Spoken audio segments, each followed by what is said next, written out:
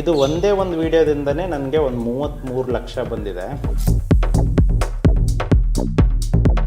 But ಈ ಕಾರಲ್ಲಿ ನೀವು ತೆಗೆದ್ರೆ 48 ಲಕ್ಷ ಬಂದಿರೋದು. ಅಂದ್ರೆ ಈ ಪ್ರಾಜೆಕ್ಟ್ ಇಂದ 33 ಲಕ್ಷ, ಈ ಕಾರಿಂದ 48 ಲಕ್ಷ, ಅರ್ಧ ಕೋಟಿ.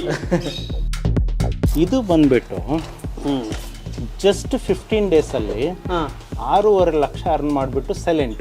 ಇದು ಎಲ್ಲ ಸೇರಿ ಅಂದ್ಕೊಳ್ಳಿ ಒಂದು 80 ಲ್ಯಾಕ್ಸ್ ಮೇಲೆ, 80 ಲಕ್ಷ ದುಡಿದಿರೋದು. ಇದೆಲ್ಲ ಎಲ್ಲರೂ ಕಾರ್ಗಳು ನೋಡಿದ್ರೆ ಮನೇಲಿ ಮಕ್ಕಳಿದೆ ಅನ್ಕೋತಿರಲಿಲ್ಲ, ಇದ್ರಲ್ಲಿ ಮನಿ ಇದೆ.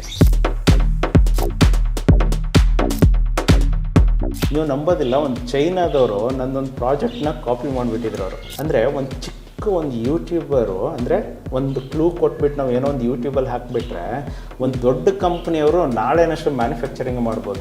Make your own creation. ನಾವು ನಮ್ಮದೇ ಟ್ರೆಂಡ್ ಸೆಟ್ ಮಾಡಿದ್ರೆ ಹೆಂಗು ಬೇಕಾದ್ರೆ ಬದುಕ್ಬೋದು ಅನ್ನೋದಕ್ಕೆ ಇವೆಲ್ಲ ಎಕ್ಸಾಂಪಲ್. ಈಗ ನೆಕ್ಸ್ಟ್ ಬರೋದು ಇದು ನಂದು ಹೈಯೆಸ್ಟ್ ರೆವಿನ್ಯೂ ಅಂದರೆ ಯೂಟ್ಯೂಬಲ್ಲಿ ನನ್ನ ಚಾನಲಲ್ಲಿನೇ 2 ಚಾನಲಲ್ಲಿ ಇದು ಒಂದೇ ಒಂದು ವಿಡಿಯೋದಿಂದನೇ ನನಗೆ ಒಂದು 33 ಲಕ್ಷ ಬಂದಿದೆ. 33 ಲಕ್ಷ. ಅದರಲ್ಲಿ ಇದು ಬಂದ್ಬಿಟ್ಟು ಈ ವಿಡಿಯೋ ತುಂಬ ಜನ ಬಂದ್ಬಿಟ್ಟು US ಆಡಿಯನ್ಸ್ ನನಗಿರೋದು. 5% ಆಡಿಯನ್ಸ್ ಬಂದ್ಬಿಟ್ಟು US ಅಲ್ಲಿ ಇರೋದು ಇದು ಇದರಲ್ಲಿ. ಹಾಂ. ಸೊ ಈ ಕಾರ್ನ ರೇಟ್ ಎಷ್ಟು ನೀವು ತಗೊಂಡಾಗ? ಇದು ಒಂದು 2600 2600 ರೂಪಾಯಿ. ಈ ಕಾರು 33 ಲಕ್ಷ ರೆವಿನ್ಯೂವನ್ನು ನಮ್ಮ ದತ್ತಾ ಬೇನೂರು ಅವ್ರು ಕೊಟ್ಟಿದೆ. ಬಟ್ ಇದು ಬಂದು ಸಿಂಗಲ್ ವಿಡಿಯೋದಲ್ಲಿ, ಅಂದರೆ ಈ ವಿಡಿಯೋದಲ್ಲಿ ಬಂದಿರೋದು. ಬಟ್ ಈ ಕಾರಲ್ಲಿ ನೀವು ತೆಗೆದ್ರೆ 48 ಲಕ್ಷ ಬಂದಿರೋದು. ಅಂದ್ರೆ ಈ ಪ್ರಾಜೆಕ್ಟ್ ಇಂದ 33 ಲಕ್ಷ, ಈ ಕಾರಿಂದ 48 ಲಕ್ಷ, ಅರ್ಧ ಕೋಟಿ. ವಾವ್.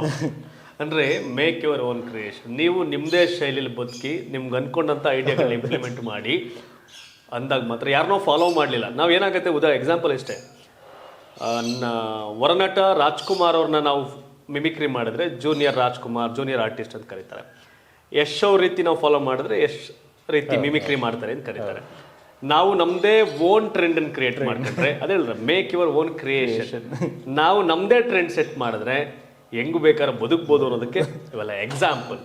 ಇವ್ರು ಯಾರು ಫಾಲೋ ಮಾಡಲಿಲ್ಲ, ಸ್ವಂತವಾಗಿ ಇಮ್ಯಾಜಿನೇಷನ್ ಮಾಡ್ಕೊಂಡ್ರು ಅದನ್ನ ಇಂಪ್ಲಿಮೆಂಟ್ ಮಾಡಿದ್ರು. ಈ ಕಾರ್ ಹಿಂಗ್ ಆರ್ಬೇಕು ಅನ್ಕೊಂಡ್ರೆ ಆರ್ಸಿದ್ರು, ಹಿಂಗ್ ಓಡ್ಬೇಕು ಅಂದ್ರೆ ಓಡಿಸಿದ್ರು. ಹಾಗಾಗಿ ಪೇಪರ್ ಬಂದು ₹1 ಪೇಪರ್ಲಿ ನೀವು 11 ಲಕ್ಷ ದುಡಿತಾರೆ. 11 ಲಕ್ಷ ಸರ್ ಇಲ್ಲ, ಅದೊಂದು 3 ಲಕ್ಷ, ಸಾರಿ $4,000 3 ಲಕ್ಷ ಅಂದ್ರೆ. ಬಟ್ ಇದೆಯಲ್ಲ ನೆಕ್ಸ್ಟ್ ಲೆವೆಲ್. ಸೊ ಇದನ್ನು ಕೂಡ ನೋಡಿ, ಇದನ್ನು ಫ್ಲೈ ಆಗಲ್ಲ, ಇದು ಫ್ಲೈ ಆಗಲ್ಲ. ಇದನ್ನು ಫ್ಲೈ ಆಗಲ್ಲ. ಇದರಲ್ಲೇ ಮತ್ತೆ ಬೇರೆ ಬೇರೆ ಫ್ಲೈಯಿಂಗ್ ಎಲ್ಲ ಮಾಡಿರೋದು.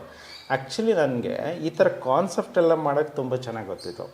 ಬಟ್ ಇದು ಫ್ಲೈ ಮಾಡೋಕ್ಕೆ ನನಗೂ ಗೊತ್ತಿರಲಿಲ್ಲ. ಇನ್ನೊಂದು ಹುಡುಗ ಡ್ರೋನ್ ಫ್ಲೈ ಮಾಡ್ತಿದ್ದ, ಅವನ್ನ ತೊಗೊಂಡ್ಬಿಟ್ಟು ಅವನಿಗೆ ನಾನು ಈ ಥರ ನೋಡಿ ಹಿಂಗೆ ಮಾಡಬೇಕು ಅಂತಂದಾಗ, ಸೊ ಅವಾಗ ಮತ್ತೆ ಆ್ಯಕ್ಚುಲಿ ಫ್ಲೈಯಿಂಗ್ ಎಲ್ಲ ನಾನು ಮುಂಚೆ ಪ್ಲೇನ್ ಫ್ಲೈ ಅಂದರೆ ರಿಯಲ್ ಪ್ಲೇನ್ ಫ್ಲೈ ಆಗುತ್ತಂತ ಗೊತ್ತಿತ್ತು, RC ಪ್ಲೇನ್ ಫ್ಲೈ ಆಗುತ್ತಂತ ನನಗೆ ಗೊತ್ತೇ ಇರಲಿಲ್ಲ.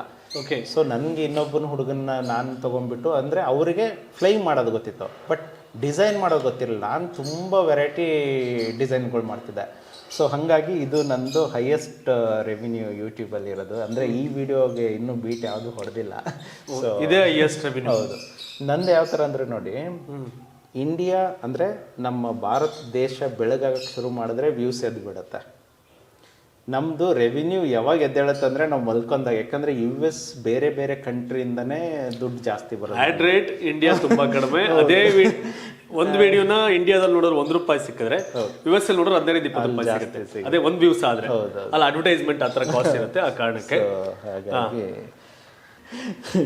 ₹650 ಕಾರು, ₹2,500 ಕಾರು, ₹650 ಕಾರಲ್ಲಿ 18 ಲಕ್ಷ ಎಲ್ಲಾ ರೀತಿಯಲ್ಲೂ ವಿಡಿಯೋ ಮಾಡಿ, 2,500 ಕಾರಲ್ಲಿ ಎಲ್ಲಾ ರೀತಿಯ ವಿಡಿಯೋಗಳು ಇದು ಸೇರಿದಂಗೆ ಮಾಡಿ 48 ಲಕ್ಷ. ಇದೆಲ್ಲದರ ಪರಿಣಾಮ 15 ಲಕ್ಷಕ್ಕೆ ಯೂಸ್ಡ್ ಕಾರ್ BMW ತಗೊಂಡಿದ್ದಾರೆ.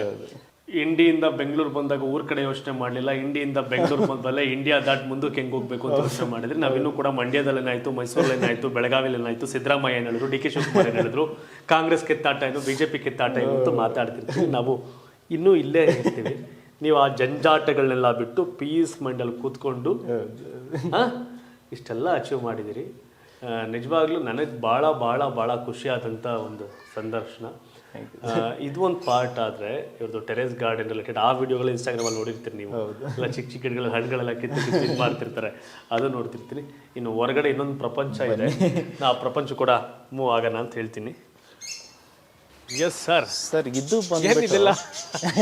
ಇದು ನನ್ಗೆ ಏನಂದ್ರೆ ನಾನು ತುಂಬಾ ಫ್ರೀ ಆಗಿ ಇರ್ತೀನಲ್ವಾ, ನನ್ಗೆ ಏನಾದ್ರೂ ಒಂಥರ ಸ್ವಲ್ಪ ಡಿಫ್ರೆಂಟ್ ಆಗಿ ಏನೋ ಕಾಣಿಸ್ಬೇಕು ನನ್ಗೆ. ಯಾಕಂದ್ರೆ ನಾನು ಮುಂಚೆ ಅಲ್ಲಿ ಕುತ್ಕೊಳ್ತಿದ್ದೆ, ನನಗೆ ಡೋರ್ ಓಪನ್ ಮಾಡಿದ್ರೆ ನನ್ನ ಕಣ್ಣಿಗೆ ಏನೋ ಒಂದು ಸ್ವಲ್ಪ starting small does not mean thinking small. Okay. ಆಮೇಲೆ ಇದು ಎಲ್ಲ ನಮ್ಮ ಫ್ರೆಂಡ್ಸ್ಗಳು ಮೈಂಡ್ ಫ್ರೀ ಆಗಿ ಮಾಡ್ತಾನೆ ಇರ್ತವೆ. ಇದು ನಂದು ವಿಂಡ್ ಚೈಮ್ ಅಂದ್ರೆ ಸೌಂಡ್ ಬರ್ತಾ ಇರುತ್ತೆ. ಸೊ ಈ ಮನೆಗೆ ನನ್ನ ಪಿ ಜಿಯಿಂದ ಡೈರೆಕ್ಟ್ ಆಗಿ ಶಿಫ್ಟ್ ಆಗಿರೋದು ಈ ಮನೆಗೆ. ಸೊ ಆಲ್ಮೋಸ್ಟ್ 8-9 ವರ್ಷ ಆಯ್ತು. ನನಗೆ ಮನೆ ಒಳಗಡೆ ಹೇಳ್ಬೇಕಂದ್ರೆ ಏನು ಇಂಟೀರಿಯರ್ ಏನು ಇಲ್ಲ, ಅಂದ್ರೆ ಇಡಕ್ಕೆ ಅಂತಂದ್ಬಿಟ್ಟು ಎಲ್ಲೆಲ್ಲೋ ಏನೇನೋ ಇಟ್ಟಿರ್ತಾವೆ.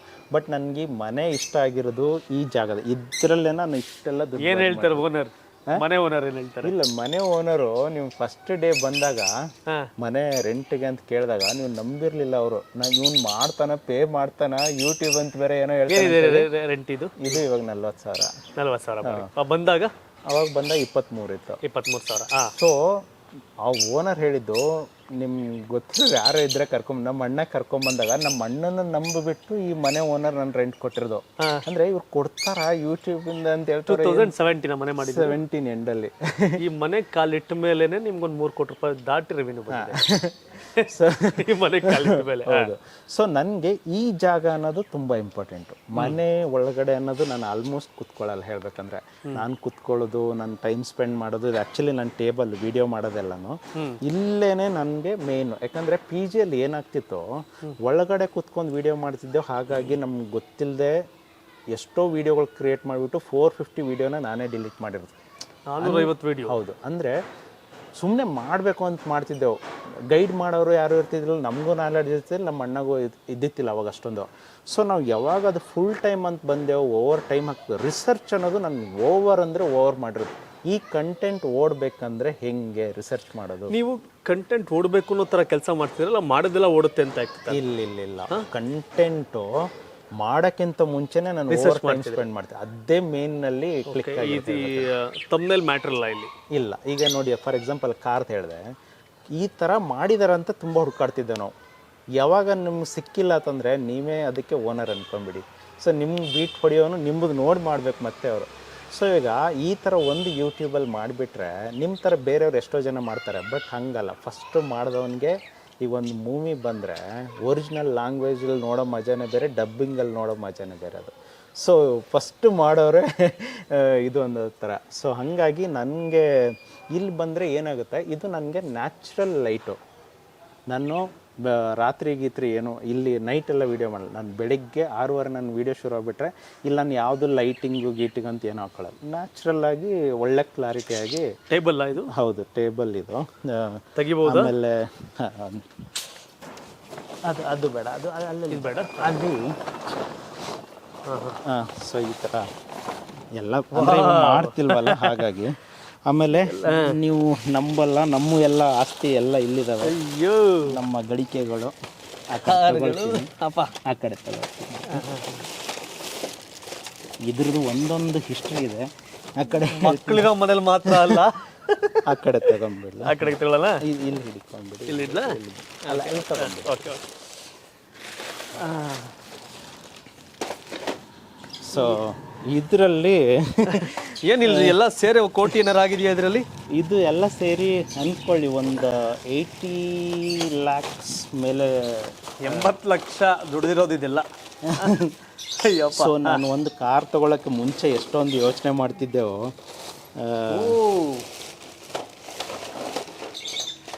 ಬಟ್ ನನಗಿದು ತುಂಬಾನೇ, ಎಲ್ಲರೂ ಕಾರ್ಗಳು ನೋಡ್ರೆ ಮನೇಲಿ ಮಕ್ಕಳಿದೆ ಅನ್ಕೋತಿರಿಲ್ಲ, ಇದ್ರಲ್ಲಿ ಮನಿ ಇದೆ. ಉಲ್ಲಾಸ್ ನೋಡ್ದನಪ್ಪ ಜೀವನ ಹೆಂಗಿದೆ ಅಂತ. ಸೊ ಅದರಲ್ಲಿ ಇದು ಎರಡು ಅದೇ, ಇದು ನಂದು ಹೈಯೆಸ್ಟ್ ಅರ್ನ್ ಮಾಡಿರೋದು ಅದೇ. ಸೊ ಇದರಲ್ಲಿ ನಾನು BMW ಕಾರ್ ತಗೊಂಡಿರೋದು. ಇದು ಬಂದ್ಬಿಟ್ಟು ಜಸ್ಟ್ 15 ಡೇಸಲ್ಲಿ 6.5 ಲಕ್ಷ ಅರ್ನ್ ಮಾಡಿಬಿಟ್ಟು ಸೈಲೆಂಟು. ಜಸ್ಟ್ 6.5 ಲಕ್ಷ. 6 ಲಕ್ಷ ಹಿಂಗೆ ಹೋಗಿದ್ದು ವ್ಯೂಸು ಹಿಂಗೆ ಡ್ರಾಪ್ ಹೊಡೆದಿದ್ದು ಅದು ಎದ್ದೇಳೇ ಇಲ್ಲ ರಿಟರ್ನ್ ಅದು. ಓಕೆ. ಆಮೇಲೆ ಇದನ್ನ ಫ್ಲೈಯಿಂಗ್ ಕಾರ್ ಮಾಡಿದ್ದು, ಬುಗಟ್ಟಿ ಫ್ಲೈಯಿಂಗ್ ಕಾರ್, ಅದರಲ್ಲೊಂದು 5-6 ಲಕ್ಷ ಬಂದಿದ್ದು.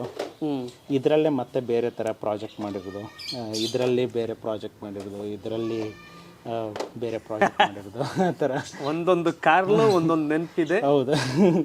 ಬಟ್ ಏನಂದರೆ ನನ್ನ ಮನೆಗೆ ಏನು ಶೋಕೇಶ್ ಇಲ್ಲ, ಅದಕ್ಕೋಸ್ಕರ ಇವು ಪ್ರೆಸೆಂಟಾಗಿ ನನ್ನ ಮನೆ ಕಟ್ಟಿನೇ ಇವಕ್ಕೊಂದು ಪರ್ಟಿಕ್ಯುಲರ್ ಮ್ಯೂಸಿಯಂ ಥರ ಮಾಡಿ. ಯಾಕಂದರೆ ಇವು ನೋಡಿ, ನಾನು ಎಷ್ಟೇ ನನ್ನ ವರ್ಷ ಬದುಕಿದಾಗೂ ನಾನು ಮುಂದೆ ಬಂದಿರೋದು ಈ ಚಿಕ್ಕ ಚಿಕ್ಕ ಟಾಯ್ ಕಾನ್ಸೆಪ್ಟ್ ಕಾರ್ಗಳಿಂದ. ಸೊ ಅದಕ್ಕೆ ಅಂಥೇಳಿ ಒಂದು ಸಪ್ರೇಟಾಗಿ ಒಂದು ಶೋಕೇಶ್ ಎಲ್ಲ ಮಾಡ್ಕೊಂಡ್ಬಿಟ್ಟು ಇಟ್ಕೊಳ್ಳೋಣ ಅಂತಂದು. ಸೊ ಇದಾಗಿದೆ. ಬಟ್ ಬೇರೆಯವ್ರು ಯಾರು ನಂಬಲ್ಲ. ಈಗ ನೀವು ಏನಾದರೂ ಹಿಂಗೆ ಹೇಳಿಬಿಟ್ರೆ ಏನೋ ಒಂದು ಹೇಳ್ತೀನಿ. ನಾನು ಆ್ಯಕ್ಚುಲಿ ಇನ್ಸ್ಟಾಗ್ರಾಮಲ್ಲಿ ವೀಡಿಯೋ ಮಾಡಿ ತುಂಬ ಜನ ಕಾಮಿಡಿ ಮಾಡಿರೋದು. ಬಟ್ ನಾನು ಏನಾಯಿತು, ಇನ್ಸ್ಟಾಗ್ರಾಮ್ ಸಡನ್ನಾಗಿ ಎಂಟ್ರಿ ಹೊಡೆದಿರೋದು ನಾನು. ಮುಖ ಗೊತ್ತಿರಲಿಲ್ಲ, ಪರಿಚಯ. ಈಗ ನೀವು ಮುಖನೇ ಪರಿಚಯ ಇಲ್ದವರು ಸಡನ್ನಾಗಿ ಹೇಳಿದಾಗ ಏನಾಗುತ್ತೆ, ನಂಬಲ್ಲ ಅಷ್ಟೊಂದು ಜನ. ಸೊ ನನ್ನ ಸ್ಟಾರ್ಟಿಂಗ್ ಹಂಗಾಗೋಯ್ತು. ನಾನು ಆ್ಯಕ್ಚುಲಿ ಅದೇ ಫಸ್ಟ್ ಆ ಕಾರಿಂದ ವಿಷಯ ಗೊತ್ತಾ, ಜನದ ನಂಬಿಕೆ ಕಟ್ಕೊಂಡು ಏನ್ ಮಾಡ್ಬೇಕು, ನಿಮ್ಮ ಅಕೌಂಟ್ ದುಡ್ಡು ಬಂತಲ್ವಾ, ಕರೆಕ್ಟ್ ಜನ ಎಲ್ಲಾನು ಪ್ರಶ್ನೆ ಮಾಡ್ತಾರೆ. ಎಲ್ಲಾ ಪ್ರಶ್ನೆಗಳಿಗೆ ನೀವೀಗ ನನ್ಗೆ ಇಂಟರ್ವ್ಯೂ ಕೊಡುವಂತ ಅವಶ್ಯಕತೆ ಏನಿರಲಿಲ್ಲ. ನನಗನ್ಸಿದ್ದೇನು ಅಂದ್ರೆ, ಇವತ್ತು ತಮಿಳಲ್ಲಿ, ತೆಲುಗು, ಮಲಯಾಳಂ ಎಲ್ಲರೂ ಯೂಟ್ಯೂಬಲ್ಲಿ ಮಾಡ್ತಿದ್ದಾರೆ, ದುಡಿತಿದ್ದಾರೆ. ನಮ್ ಕನ್ನಡದವ್ರಿಗೆ ಇದೆಲ್ಲ ಅರ್ಥ ಆಗ್ಲಿ. ಈ ವಿಡಿಯೋ ನೋಡೋರಲ್ಲಿ ಯಾರು 10 ಜನ ಏನೋ ಒಂದಷ್ಟು ಪ್ರಯೋಗ ಮಾಡ್ಲಿ ಬಿಡಿ. ಕರೆಕ್ಟ್. ಇದುವರೆಗೆ ಏನ್ ಮಾಡೋರು, ನಾವು ಪಾತ್ರೆ ಹೆಂಗ್ ತೊಳಿತೀವಿ, ಅಡಿಗೆ ಹೆಂಗ್ ಮಾಡ್ತೀವಿ, ಊಟ ಹೆಂಗ್ ಮಾಡ್ತೀವಿ, ಬಟ್ಟೆ ಹೆಂಗ್ ಹೋಗಿತೀವಿ, ನಾವು ಬೆಳಗ್ಗೆ ಯಾವ ಬಟ್ಟೆ ಹಾಕೊಂಡು ಎಲ್ಲಿಗೆ ಹೋಗ್ತೀವಿ ಅಂತಾನೆ ವಿಡಿಯೋ ಮಾಡ್ತಿದ್ರು. ಅವರೇ ಟಾಪ್ ಸೆಲೆಬ್ರಿಟೀಸ್ ಅಂತ ಅನ್ಕೊಂಡಿದ್ರು. ಈಗ ನಿಮ್ಮ ಸಬ್ಸ್ಕ್ರೈಬರ್ಸ್ ನಿಮ್ಮ ಆದಿ ಕಂಪೇರ್ ಮಾಡಿದ್ರೆ ಕರ್ನಾಟಕದ ಇಂಡಿವಿಜುವಲ್ ಯೂಟ್ಯೂಬರ್ಸ್ ಇದಾರಲ್ಲ, ಸರಿಸಾಟಿ ಯಾರು ಇಲ್ಲ. ಅಲ್ವಾ? ನಮ್ಗೆ ಡಾಕ್ಟರ್ ಬ್ರೋ ಗೊತ್ತು. ಡಾಕ್ಟರ್ ಬ್ರೋ ಅವ್ರು ವಿಡಿಯೋ ಬರ್ತಾರೆ, ಕನ್ನಡ ಮಾತಾಡ್ತಾರೆ, ನಮ್ ಕನ್ನಡದ ಹಂಗೆ ತಗೊಂಡು ಹೋಗಿದ್ದಾರೆ ಅಂತ. ಅದನ್ನ ಮೀರಿ ನೆಕ್ಸ್ಟ್ ಲೆವೆಲ್ಗೂ ಇಷ್ಟ ಆಗಿರೋ ದತ್ತ ಇದ್ದಾರೆ, ಶ್ರೀರಾಮ್ ಅವ್ರು ಇದ್ದಾರೆ, ಅಲ್ವಾ? ಅಂದ್ರೆ ಎಕ್ಸ್ಪೆಷಲಿ ಹೇಳ್ಬೇಕಂದ್ರೆ, ಒಂದು ಮುಖ ತೋರಿಸದೆ, ಒಂದು ಭಾಷೆ ಮಾತಾಡದೇನೆ ಅರ್ನ್ ಮಾಡೋದಿದೆ ನೋಡಿ, ತುಂಬಾ ಜನ ಆಕ್ಚುಲಿ ಇದು ಮೌನ ಮಾತಾದಾಗಲ್ಲ, ಮೌನ ಮನಿ ಆದಾಗ. ಮೌನ ಮಾತಾದಾಗಲ್ಲ, ಮೌನ ಮನಿ ಆದಾಗ. ಇವೆಲ್ಲವೂ ಒಂದ ಕಾರ್ ನೋಡಿದ್ರು ಮಕ್ಕಳು ಜಾಸ್ತಿ ಇರ್ಬೋದು ಅಂತಲ್ಲ, ಕಾರ್ಗಳಿಂದ ಮನಿ ದುಡ್ಡು ಬಂದಿದೆ. ದುಡ್ಡೆಲ್ಲಿಂದ ಬಂತು? ಆ ಬುದ್ಧಿವಂತಿಕೆಯಿಂದ. ಮಕ್ಕಳು ಹೇಳ್ತಾನೆ, ಲಂಬರ್ಗಿನಿ ಯಾವಾಗ ಬರುತ್ತೆ ಅಂತ. ಓಕೆ, ಈಗ ಸೈಟ್ ತಗೊಂಡ್ರಿ, ಮನೆ ಕಟ್ಟೋ ಕಾನ್ಸೆಪ್ಟ್. ಇನ್ನೊಂದೇನೋ ಇರುತ್ತಲ್ಲ, ಇನ್ನೊಂದೇನೋ ಆಸೆ ದತ್ತ ಅವ್ರು, ಬೇರೆ ಏನು ಆಸೆ? ಹೌದು, ಆ್ಯಕ್ಚುಲಿ ಇವಾಗ ನಾನು ತುಂಬ ಇನ್ನೊಂದು ಡ್ರೀಮ್ ಕಾರ್ ಏನಂದರೆ ಮಸ್ಟ್ಯಾಂಗು. ಅದು ಆ್ಯಕ್ಚುಲಿ ಲಾಸ್ಟ್ ಇಯರ್ ನೋಡ್ತಾ ನೋಡ್ತಾ ಸ್ವಲ್ಪ ಸೈಲೆಂಟಾಗಿ ಕುತ್ಕೊಂಡ್ಬಿಟ್ಟಿದ್ದೀನಿ. ಎಷ್ಟಾಗುತ್ತೆ ಅದು? ಅದು ಒಂದು ಆವ್ರೇಜ್ ಆಗಿ ಒಂದು ಸೆಕೆಂಡ್, ಅದನ್ನು ಸೆಕೆಂಡ್ಸ್ ತೊಗೊಂಡ್ರು ಕೂಡ ಒಂದು 70 ಲಕ್ಷ ಬೇಕು ಇವಾಗ. ಬಟ್ ಪ್ರೆಸೆಂಟ್ ಆಗಿ ಸ್ವಲ್ಪ ಫಸ್ಟ್ ಸೈಟ್ ತಗೊಂಡು ಮನೆ ಕಟ್ಟಿ ಮನೆ ಅಂದ್ಬಿಟ್ಟು. ಬಟ್ ಇದು ಆದ ತಕ್ಷಣ ಅದೇ ನಂದು ತುಂಬಾನೇ ಆಸೆಗಳಿದೆ. ನನ್ನ ಡ್ರೀಮ್ ಬುಕ್ ನೋಡಿದ್ರೆ ಮೇ ಬಿ ಏನಪ್ಪ ಇವನು ಅನ್ನಿಸ್ಬೋದೇನೋ. ಬಟ್ ಇಲ್ಲಿವರೆಗೂ ಅಂದ್ಕೊಳ್ಳಿ ಒಂದು 3% ರೀಚ್ ಮಾಡಿರ್ಬೋದು, ಇನ್ನೂ 97% ರೀಚ್ ಮಾಡಬೇಕು. ಯಾಕಂದರೆ ನಾವು ಯಾವಾಗ್ಲೂ ನಮ್ಮ ಆಸೆ ಇಟ್ಕೊಂಡಿರ್ತೀವಲ್ವ, ಮನುಷ್ಯನಿಗೆ ಬೆಳಿಗ್ಗೆ ಹೆಂಗೆ ಎಬ್ಬಿಸ್ಬೇಕಂತ ಅದನ್ನೇ ಯೋಚನೆ ಮಾಡೋಕ್ಕೆ ಶುರು ಮಾಡಿಬಿಡುತ್ತೆ. ಅಂದರೆ ನಾವು ಹೇಳಿದ್ರೆ ನಿದ್ದೆನೇ ಬರಲ್ಲ. ಆಮೇಲೆ ಟಯರ್ಡ್ನೆಸ್ ಅನ್ನೋದು ಟಿವಿ ಬಿಟ್ಟು ಇದಕ್ಕೆ ಬರ್ಬೇಕಾರೆ, ಟಿವಿ ಚಾನಲ್ ಬಿಟ್ಟು ಎಲ್ಲ ಹೇಳೋರೆ ಸಂಬಳ ಬರ್ತೈತೆ ಸುಮ್ಮನೆ ಯಾಕೆ ಹಿಂಗೆಲ್ಲ ಮಾಡ್ತೀವಿ ಅಂತ. ನಾನು TV5 ಅಲ್ಲಿ ಕೆಲಸ ಮಾಡ್ಬೇಕಾದ್ರೆ ಬಿಡ್ತಿದ್ದಾಗ ಭಾಳ ಜನ ಬೇಡ ಬೇಡ ಅಂತಾನೆ ಹೇಳಿದ್ರು, ಒಳ್ಳೆ ಪೊಸಿಷನ್ಗೆ ಹೋಗ್ತೇವೆ ಶಿವ, ಬೇಡ ಅಂತ. ನಾನು ಬಿಡಲೇಬೇಕು ಅಂತ ತೀರ್ಮಾನ ಮಾಡಿದ್ದೆ. ಯಾಕೆ ನನಗೂ ಆಗ 1-1.5 ಲಕ್ಷ ರೆವಿನ್ಯೂ ಬರ್ತಿತ್ತು. ಬಿಟ್ಟು ಬಂದೆ, ಇವೆಲ್ಲ ಸಾಹಸಗಳ ಕೈ ಹಾಕ್ತೆ. ಯಾರು ಬಿಡಬೇಡ ಅಂತಿದ್ದವ್ರನ್ನ ಹೈರ್ ಮಾಡಿದೆ, 1,20,000 ಲಕ್ಷ ಸಂಬಳ ಕೊಟ್ಟು. ಆ ಖುಷಿ ನನಗಿದೆ. ಅಂಡ್ ಎರಡನೇದೇನು ಅಂದರೆ, ಯಾಕೆ ನಿಮ್ಮ ಕಂಡ್ರೆ ನಂಗೆ ಇನ್ನೂ ಭಾಳ ಖುಷಿ ಆಗ್ತದೆ ಅಂದರೆ, ನಾನು ನಿಮ್ಮನ್ನು ನೋಡಿ ಕಲಿಯೋದು ಭಾಳ ಇದೆ. ಯಾಕೆ ಕಲಿಯೋದಿದೆ ಅಂದರೆ, ನನ್ನ ಜನ ಗುರ್ತಿಡಿಬೋದೇನೋ, ಜನ ನನ್ನ ಬಗ್ಗೆ ಮಾತಾಡಿಸ್ಬೋದೇನೋ, ಆದರೆ ಫಿನಾನ್ಷಿಯಲಿ ನಮ್ಮನ್ನ ಸ್ಟ್ರೆಂತ್ ಮಾಡೋದು ಹಣ ಬಂದಾಗಲೇ ಅಲ್ವಾ? ಸೊ ಹಾಗಾಗಿ ನಾನೇನೋ ಕೆಲಸ ಕೊಟ್ಟೆ ಅನ್ನೋ ತೃಪ್ತಿ, ಸಂಸ್ಥೆ ಕಟ್ತೆ ಅನ್ನೋ ತೃಪ್ತಿಯಿಂದ ನಮಗೆ ಫಿನಾನ್ಷಿಯಲ್ ತಾಕತ್ತೇನು ಬಂದ್ಬಿಡಲ್ಲ. ಹೌದು, ಮೇನ್ ಬರಲ್ಲ. ಫೈನಲಿ ಮನೆ ತಗೊಂಡ ಶಿವ ಅಂತ ಕೇಳ್ತಾರೆ, ಸೈಟ್ ತಗೊಂಡ ಶಿವ ಅಂತ ಇಲ್ಲ. ಪ್ರಶ್ನೆ ಇಲ್ಲ ಅಂದಾಗ ಏನಾಗುತ್ತೆ, ನೀನು 1000 ಜನ ಕೆಲಸ ಕೊಟ್ರೇನು? ಹಾಗಾಗಿ ದತ್ತ ಒನ್ ಮ್ಯಾನ್ ಆರ್ಮಿ, ನೀವು ಇಷ್ಟೆಲ್ಲ ಮಾಡಿದಿರಿ ಅಲ್ವಾ? ಹೌದು ಸರ್. ಹಾಗಾಗಿ ಒಂದು ಕಾರ್ ತಗೊಂಡ್ರೆ ಹೊಸ ಅದನ್ನ ಅದ್ರ ವ್ಯಾಲ್ಯೂ ಕಡಿಮೆ ಆಗ್ತಿರುತ್ತೆ. ಶೋರೂಮ್ ಇಂದ ಕಾರ್ ಬಂದ್ಮೇಲೆ ಆದ್ರೆ ನಿಮ್ ಮನೆಗೆ ಒಂದ್ ಕಾರ್ ಬಂದ್ರೆ 250 ರೂಪಾಯಿ ಕಾರು 25 ಲಕ್ಷ ಮಾಡುತ್ತೆ, 2,500 ಕಾರು 40 ಲಕ್ಷ ಮಾಡುತ್ತೆ. ಆದ್ರೆ ಇಡೀ ಪ್ರಪಂಚದಲ್ಲಿ ಕಾರ್ ವ್ಯಾಲ್ಯೂ ಡೌನ್ ಆದ್ರೆ ಈ ಮನೇಲಿ ಕಾರ್ ವ್ಯಾಲ್ಯೂ ರೈಸ್ ಆಗುತ್ತೆ. ಸೊ ಏನ್ ಹೇಳ್ತೀರಿ? ಓಕೆ, ಈ ಕಡೆ ಎಲ್ಲ ಗಿಡಗಳೆಲ್ಲ ಇಲ್ಲ, ಅಲ್ಲಿ ಮೇಲೆ ಹೋಗೋಣ. ಇದ್ರದ್ದೊಂದು ಕಥೆ ಇದೆ, ನಾನು ಈ ಕಡೆ ಹೋಗ್ತೀನಿ. ಸೈಕಲ್ ಸ್ಟೋರಿ ಏನಾದ್ರು ಇದೆಯಾ ಇದು? ಇಲ್ಲ, ಆ್ಯಕ್ಚುಲಿ ನಾನು ಇದ್ರದ್ದು ಒಂದು ಕಥೆ ಇರೋದು 2002ದಲ್ಲಿ ನಾವು ತರಕಾರಿ ಸೇಲ್ ಮಾಡಕ್ಕೆ ಹೋಗ್ತಿದ್ದೇವಲ್ಲ. ತರಕಾರಿ ಊರಲ್ಲಿ ವಿಜಯಪುರನ ಇಂಡಿಲ್ಲ? ಇಲ್ಲ, ನಮ್ಮ ಊರಲ್ಲೇನೆ ಸೇಲ್ ಮಾಡಕ್ಕೆ ಹೋಗಿ. ಅದು ನಮ್ಮ ತಂದೆ ಸೈಕಲ್ ತಗೊಂಡು ಹೋಗ್ತಿದ್ದೇವೆ ನಾವು. ನಮ್ಮ ತಂದೆಗೆ ಒಂದು ಟೈಮ್ ಜಗಳ ಆಡ್ಬಿಟ್ಟು ನನಗೊಂದು ಸೈಕಲ್ ಕೊಡಿಸು ಯಾಕಂದ್ರೆ ತುಂಬ ಫೈನಾನ್ಷಿಯಲ್ ಇಶ್ಯೂ ಇತ್ತು. ಬಟ್ ನಮ್ಗೆ ಅಷ್ಟು ಅರ್ಥ ಆಗ್ತಿತ್ತಿಲ್ಲ, ಚಿಕ್ಕ ಏಜ್ ನಮ್ಮದು. ನಾವು ಡೈಲಿ ಆದರೆ ಜಗಳ ಆಡೋದು, ನನ್ಗೆ ಬೇಕೇ ಬೇಕು ಸೈಕಲ್ ಅಂತಂದು. ಸೊ ನಮ್ಮ ತಂದೆ 1.5 ವರ್ಷ ಆದ ತಕ್ಷಣ ನನಗೆ 1,500 ರೂಪಾಯಿದು ಅಟ್ಲಾಸ್ ಸೈಕಲ್ ಅಂತ ತೊಗೊಂಡ್ಬಂದು ಕೊಟ್ಟಿದ್ದೆ. ಓಕೆ, ಹೀರೋ ಅಟ್ಲಾಸ್ ಅವೆಲ್ಲ. ಸೊ ಅದನ್ನು ತೊಗೊಂಡ್ಬಿಟ್ಟು ಹೊಸ ಸೈಕಲ್ ಅಂತ ತರಕಾರಿ ಎತ್ಕೊಂಡ್ಬಿಟ್ಟು, ಯಾಕಂದರೆ ನಾನು ನಮ್ಮ ಅಕ್ಕ ಪ್ಲಸ್ ಅದ್ರ ಜೊತೆಗೆ ಅಟ್ಲೀಸ್ಟ್ ಒಂದು 50ರಿಂದ 60 kg ವೆಯ್ಟ್, ಆಲ್ಮೋಸ್ಟ್ ಒಂದೂವರೆ ಕ್ವಿಂಟಲ್ ಅಂದ್ಕೊಳ್ಳಿ. ಹೋಗ್ತಾ 4 ಕಿಲೋಮೀಟ್ರ್, ಬರ್ತಾ 4 ಕಿಲೋಮೀಟ್ರ್, ಅವಾಗ ಒಂದು 30-35 ಕಿಲೋಮೀಟ್ರ್ ಸೈಕಲ್ ಡೈಲಿ ಎತ್ತಂದಂಗೆ. ಸೊ ಅದು ಆದ ತಕ್ಷಣ ಬಂದುಬಿಟ್ಟು ನಾನು 2017ನಲ್ಲಿ ಈ ಸೈಕಲ್ ತಗೊಂಡೆ. ಅಂದರೆ ನನಗೆ ಇದನ್ನು ಒಂದು ಕಡೆ ಹೋದಾಗ ನೋಡಿದಾಗ ಅಷ್ಟೇ ನನಗೆ ತುಂಬ ಖುಷಿ ಕೊಟ್ಟಿರೋದು. ತೊಗೊಂಡಾಗ ನಮ್ಮ ತಂದೆ ಹೇಳಿದೆ, ನಾನು ಸೈಕಲ್ ತೊಗೊಂಡೆ ಅಂತಂದು ಹೇಳಿದಾಗ, ಎಷ್ಟು ಕೊಟ್ಟಿದೆ ಅಂತ. ನಾನು 30,000 ನಿನ್ಗೇನು ಮುಚ್ಚಿಗಿಚ್ಚಿದ ಅಲ್ಲಿ ಏನೇನೋ ಬೈದ್ಬಿಟ್ರು. ಸೈಕಲ್ಗೆ ಯಾವನಾದ್ರು 30 ಕೊಡ್ತಾನೇನೋ ಹಂಗಿಂಗೆ ಅಂತ. ಬಟ್ ಯಾವಾಗ ಅವ್ರು ಬೆಂಗಳೂರು ಬಂದು ನೋಡಿದಾಗ, ಇದು ಏನೋ ಇದು ಬೈಕ್ ಥರನೇ, ಬೈಕೇ ಬಂದ್ಬಿಡಿ. ಸುಮಾರು ಜನ ಹೇಳ್ತಾರೆ ಬೈಕ್ ಬರುತ್ತೆ ಇದಕ್ಕೆ ಅಂತ. ಬಟ್ ಇದನ್ನು ತೊಗೊಂಡಾದ ತಕ್ಷಣ ತುಂಬ ಸೈಕ್ಲಿಂಗ್ ಮಾಡ್ತಿದ್ದೆ. 10 ಕಿಲೋಮೀಟ್ರ್ ಅಷ್ಟಾದರೂ HSRL ರೌಂಡ್ ಹೊಡಿತಿದೆ. ನನಗೆ ಏನಾಗೋಯ್ತು ಅಂದರೆ, ಈ ಸೈಕಲ್ ಪೋರ್ಷನ್ ಹಿಡಿತಾವಲ್ವಾ, ಮತ್ತೆ ಇಲ್ಲೇ ಬಂದ್ಬಿಟ್ಟು ಪ್ರತಿಯೊಂದನ್ನು ಕೂಡ ವರ್ಕ್ ಮಾಡ್ಬೇಕಂದ್ರೂ ಅಲ್ಲೇ ಪೇನು. ಯಾಕಂದ್ರೆ ಇದನ್ನು ಹಿಂಗೆ ಹಿಡ್ಕೊಂಡು ಲಾಸ್ಟಿಗೆ ಇವಾಗ ಸೈಕಲ್ ಓಡಿಸೋದಿಲ್ಲ. ಬಟ್ ನಾನು ತೊಗೊಂಡಿದ್ದೀನಿ ಫಸ್ಟ್ ಸೈಕಲ್ ಅಂತೇಳಿ, ಸೊ ಹಾಗೇನೆ ಇಟ್ಕೊಂಡ್ಬಿಟ್ಟಿದ್ದೀನಿ. ಇದರಲ್ಲಿ ಕೂಡ ನೀವು ನೋಡ್ತಿರ್ಬೋದು, ಟೈಯರಲ್ಲೆಲ್ಲ ನನಗೆ ನನ್ನ ಚಾನಲ್ ಹೆಸರು, ಇದು ನಮ್ಮ ಅಣ್ಣನ ಚಾನಲ್ ಹೆಸರು. ಇದು ಈ ಕಡೆ ಇರೋದು HSR, ಆಮೇಲೆ ಈ ಕಡೆ ಇರೋದು make your own creation, Datta Benur creation ಅಂತ ಅಂದ್ಬಿಟ್ಟು. ಸೊ ಆಲ್ಮೋಸ್ಟ್ ಅಲ್ಲೂ ಕಾರ್ ಮೇಲೂ ಹೋದೆ, ಇಲ್ಲೂ ಹೋದೆ. ಸೊ ಅಕ್ಕಪಕ್ಕ ಮನೆಯವ್ರಲ್ಲ ಏನಂತಾರೆ? ಅಕ್ಕಪಕ್ಕ ಮನೆಯವ್ರಿಗೆ ಆ್ಯಕ್ಚುಲಿ ಒಂದು ಡೌಟ್ ಇದೆ, ಏನು ಮಾಡ್ತಾವನೆ. ಯಾಕಂದರೆ ಈಗ ನೋಡಿ, ನಾನು ಇಲ್ಲಿ ವರ್ಕ್ ಮಾಡ್ತೀನಲ್ವಾ, ಬೆಳಿಗ್ಗೆ 6:30 ವರ್ಕ್ ಶುರು ಮಾಡ್ತೀನಿ. ಅವರಿಗೆ ಎಲ್ಲ ಕಾಣಿಸಲ್ಲ, ಇವನು ಏನು ವರ್ಕ್ ಮಾಡ್ತಾನೋ ತುಂಬಾ ಡೌಟ್ ಮುಂಚೆ ಇಟ್ಕೊಂಡು ಒಬ್ಬರಿಗೆ. ನಮ್ಮಲ್ಲೆಲ್ಲ ಮನೇಲಿ ಕೆಲ್ಸಕ್ಕೆ ಹೋಗ್ತಾರೆ, ಇವ್ ನೋಡಿದ್ರು ಮನೇಲಿ ಮಾಡ್ತಾನಲ್ಲ ಅಂತಂದ್ಬಿಟ್ಟು. ಆಮೇಲೆ ಇನ್ನೊಂದು ಏನಾಗುತ್ತೆ, ಇದು ಏನು ಪ್ರಾಜೆಕ್ಟ್ ಮಾಡ್ತಿದ್ದೀರಲ್ಲ, ನಿಮಗೆ ಅದು ವ್ಯಾಲ್ಯೂ ಹಂಗೆ ಅನ್ಸಲ್ಲ. ಬಟ್ ಯೂಟ್ಯೂಬಲ್ಲಿ ಹಾಕಿದ್ರೆ ದುಡ್ಡು ಬರುತ್ತೆ ಅಂದಾಗ ಅದ್ರದ್ದು ಒಂಥರ ವ್ಯಾಲ್ಯೂ ಬೇರೆ ಆಗುತ್ತೆ.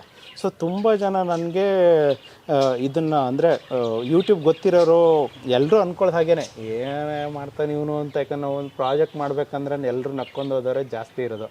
ಬಟ್ ತುಂಬ ಜನಕ್ಕೆ ಆಮೇಲೆ ನಾನು ಯಾವಾಗ BMW ಕಾರ್ ತೊಗೊಂಬಂದು ಅವಾಗ ಗೊತ್ತಾಗಿದ್ದು, ಓ ಇವನು ಏನೋ. ಈಗ ಹೇಗಿದೆ ರೆಸ್ಪಾನ್ಸ್, ಏನು ಹೇಳ್ತಾರೆ? ಯಾಕಂದ್ರೆ ಏರಿಯಾದಲ್ಲಿ ನೀವು ಭಾಳ ವರ್ಷ ಆಯಿತು ಬಂದು ಇಲ್ಲಿ. ಸೊ ಈಗ ಆ್ಯಕ್ಚುಲಿ ನನಗೆ ತುಂಬ ಜನನೇ ಪರಿಚಯ ಇರೋದು. ಆ್ಯಕ್ಚುಲಿ HSR ಬಿಟ್ಟು ಹೋಗ್ಬೇಕಂದ್ರೆ ಏನೋ ಒಂದು ಫ್ಯಾಮಿಲಿ ಬಿಟ್ಟು ಹೋದವ್ರ ಥರನೇ ಫೀಲಿಂಗು. ಬಟ್ ಅವ್ರಿಗೆ ಏನತ್ತಂದರೆ, ಬೇರೆಯವ್ರು ಹೇಳ್ತಿರ್ತಾರೆ, ನೋಡ ಅವನು ಏನೋ ಮಾಡ್ತಿರ್ತಾರೆ, ನೀವು ಇಂಜಿನಿಯರಿಂಗ್ ಓದಿದ್ದೀರಾ, ಅವ್ರ ಹತ್ರ ಹೋಗಿ ಕೇಳಿ ಅಂತ ಹೇಳ್ತಾರೆ. ನನಗೇನು ನಂಬೋದಿಲ್ಲ. ಒಂದು ದೊಡ್ಡ ಮನೆ HSR ಅಲ್ಲಿ ಇಲ್ಲೇ ಇದೆ. ಅವ್ರು ಬಂದುಬಿಟ್ಟು ಅವ್ರ ಮನೇಲಿರೋರು ನಮ್ಮ ಮನೆ ಫೋಟೋ ಹೊಡ್ಕೊಂಡು ಹೋದಾಗ ನನಗೆ ಅವಾಗ ಗೊತ್ತಾಗಿರೋದು, ಓಹ್ ಕ್ರಿಯೇಟಿವಿಟೀಸ್ ಅಂದರೆ ಜನ ಲೈಕ್ ಮಾಡ್ತಾರೆ ಅಂತ. ಅದೇ ಮನೆಯವ್ರು ಬಂದುಬಿಟ್ಟು ನನ್ನ ಮಗನಿಗೆ ಏನೋ ಈ ಥರ 2nd PUC ಮುಗಿದಿದೆ, ಹೈಯರ್ ಎಜುಕೇಷನ್ ಏನು ಮಾಡಿಸ್ಬೇಕು ಅಂತ ಕೇಳಿದಾಗ ನಾನು ಓಪನಾಗಿ ಹೇಳಿದ್ದು, ನಾನು 10th ಫೇಲ್ ಆಗಿದ್ದೀನಿ, ಡಿಪ್ಲೊಮಿ ನನ್ನಂತೂ ಬಂದು ಕೇಳ್ತಿದ್ದೀರಲ್ಲ ಅಂತಂದ್ಬಿಟ್ಟು. ಅವರು ಇಲ್ಲ ಸರ್, ನೀವು ಅಷ್ಟೆಲ್ಲ ಇದ್ರೂ ಕೂಡ ಇಷ್ಟೆಲ್ಲ ಮಾಡಿದ್ದೀರಾ ಅಂತಂದ್ಬಿಟ್ಟು ಅವ್ರ ಬಾಯಲ್ಲಿ ಕೇಳ್ತೇವಲ್ಲ, ಅದು ಒಂಥರ ನಿಮ್ಗೆ. ಆಮೇಲೆ ಈಗ ಒಂದು ಗ್ಯಾಪಲ್ಲಿ ಹೇಳಿದ್ರಿ, SSLC ಫೇಲ್ ಆಗಿ ಮತ್ತೆ ಒಂದು ಗ್ಯಾಪ್ ಇತ್ತಾ, ಇಲ್ಲ ಮತ್ತೆ ಪಾಸ್ ಮಾಡ್ಕೊಂಡು ಗ್ಯಾಪ್ ಇತ್ತಾ? ಎಷ್ಟು ವರ್ಷ? 1 ವರ್ಷ ಗ್ಯಾಪ್ ಇತ್ತು. ಆಮೇಲೆ ಡಿಪ್ಲೊಮಾ ಬಂದಿದ್ದು ನೀವು? ಡಿಪ್ಲೊಮಾ ಬಂದಿದ್ದು. ಓಕೆ. 2005 10th ಫೇಲ್ ಆದೆ. ಮತ್ತೆ ಎಕ್ಸಾಮ್ ಕಟ್ಬೋದಿತ್ತು, ಅಲ್ಲಿ ಫೇಲ್ ಆದೆ. ಮತ್ತೆ ನೆಕ್ಸ್ಟ್ ಇಯರ್ ಬರುತ್ತೆ, ಪಾಸ್ ಮಾಡಿದ್ವಿ. 2006ಗೆ ಪಾಸ್ ಆಗಿ ಆಮೇಲೆ ಡಿಪ್ಲೊಮಾ. ಹೌದು.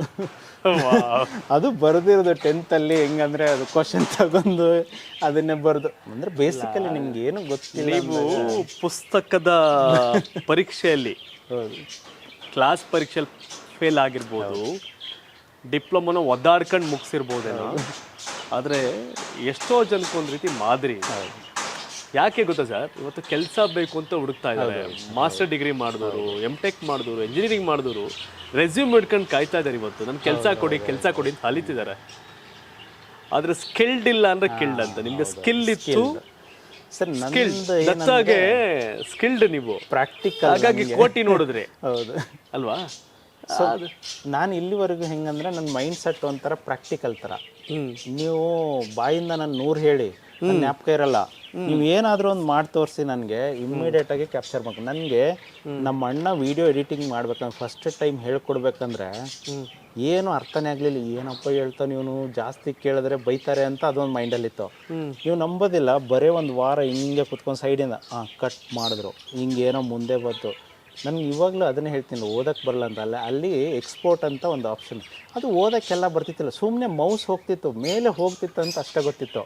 ಸೊ ಆ ಥರ ನೋಡಿ ಸ್ಲೋ ಆಗಿ, ಅಂದರೆ ನಾನು ತಿಳ್ಕೊಂಡಿದ್ದು ಎಷ್ಟು ಬೇಕು ಯೂಟ್ಯೂಬಲ್ಲಿ ನಾನು ಹೇಳಬೇಕಂದ್ರೆ ಅಷ್ಟೇ ಕಲ್ತಿರೋದು. ತುಂಬ ಜನ ನಾನು ಬಂದುಬಿಟ್ಟು ನಿಮ್ಗೆ ಒಬ್ಬರು ಕ್ವಶನ್ ಹೆಂಗೆ ಆಗ್ತಾರೆ ಗೊತ್ತಾ, ಯೂಟ್ಯೂಬಲ್ಲಿ ವರ್ಕ್ ಮಾಡ್ತೇವೆ, ಇಷ್ಟೆಲ್ಲ ಫಾಲೋವರ್ಸ್, ನಿಂದು RPM ಎಷ್ಟು, ನಿನ್ನ CPM ಎಷ್ಟು, ಅದು ಇದು ಕ್ವಶನ್ ಕೇಳ್ತಾರೆ.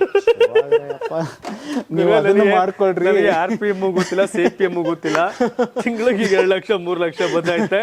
ಇದುವರೆಗೂ $5,000 $5 ಲಕ್ಷ ಬಂದೈತೆ. ನಾನು ಕೊಟ್ಟು ದುಡ್ದಿದ್ದೀನಿ ಅಷ್ಟೇ. ಸೊ ತುಂಬ ಜನ ಆ್ಯಕ್ಚುಲಿ ಬಂದು ಹಾಗೆ ಕೇಳೋದು ಕ್ವಶನು. ಸೊ ನಾನು ಹೇಳೋದಷ್ಟೇ, ನೆಸೆಸಿಟಿ ಅನ್ನೋದನ್ನೇ ನೀವು ಕಲ್ತ್ಕೊಂಡ್ಬಿಟ್ರೆ, ಈಗ ಯೂಟ್ಯೂಬ್ ಮಾಡಿದವ್ರ ಹೆಸರು, ನನಗೆ ಕಂಪನಿ ಹೆಸರು, ಓನರ್ ಹೆಸರು ನನಗೆ ಇವಾಗಲೂ ಓದಕ್ಕೆ ಬರಲ್ಲ. ಅವ್ರದ್ದು ಏನೋ ಒಂದು ಫಾರಿನರ್ ಹೆಸರು ಗೊತ್ತು, ಅವರೇ ಮಾಡಿದ್ದಾರೆ ಅಂತ, ಬಟ್ ಓದಕ್ಕೆ ಬರಲ್ಲ. ಸೊ ಹಂಗಂತೇಳಿ ಅದನ್ನು ಓದಬೇಕು ತಿಳ್ಕೊಬೇಕಂತ ಹಂಗೇನಿಲ್ವಲ್ಲ. ಈಗ ನನಗೂ BMW ತೊಗೊಬಂದಾಗ ಸ್ವಲ್ಪ ಜನ ನನ್ನ ಕ್ಲೋಸ್ ಫ್ರೆಂಡ್ಸ್ಗಳು, BMW ತಂದಿದ್ದಲ್ಲ, ಫುಲ್ ಫಾರ್ಮ್ ಏನು ಗೊತ್ತಾ ಅಂದ್ರೆ ನನಗೆ ಗೊತ್ತಿಲ್ಲ ಅಂತ ತಂದೆ.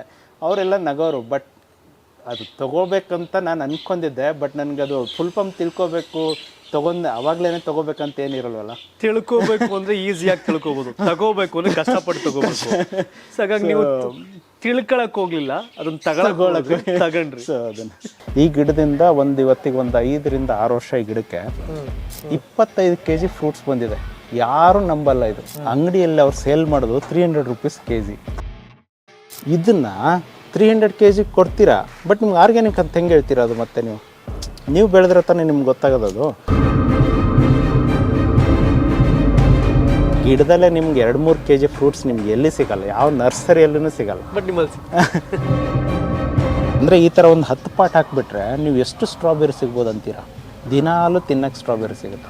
ಕೆಲವರು ಸುಮ್ಮನೆ ಹೆಸರಿಟ್ಕೋತಾರೆ sir. Make your own creation ಇದಕ್ಕೆ ನಿಮ್ಮ ಚಾನಲ್, ಮತ್ತೆ ನೀವು ಇದಕ್ಕೆ ಅರ್ಥಪೂರ್ಣವಾಗಿ ಬದುಕ್ತಿದ್ದೀರಿ. ಏರ್ಕ್ರಾಫ್ಟು ನೀವು ಈ ಥರ ಮೋಟ್ರ್ ಫಿಕ್ಸ್ ಮಾಡಿದ್ರೆ ನೀವು ಹಾರಲ್ಲ ಅಂತ ಹೇಳ್ಬಿಡ್ತೀರಾ. ನೀವು ಇಂಜಿನಿಯರಿಂಗ್ ಆಗಿದ್ರು, ಪೈಲಟ್ ಆಗಿದ್ರು ನೀವು ಹೇಳ್ತೀರಾ, ಅಂದರೆ ರಿಯಲ್ ಏರ್ಕ್ರಾಫ್ಟ್ ಪೈಲಟ್ ಆಗಿದ್ರು ಹಾರಲ್ಲ ಅಂತಂದ್ಬಿಟ್ಟು. ಬಟ್ ನಾನು ಅದು ಹಾರಿಸ್ತೀನಿ.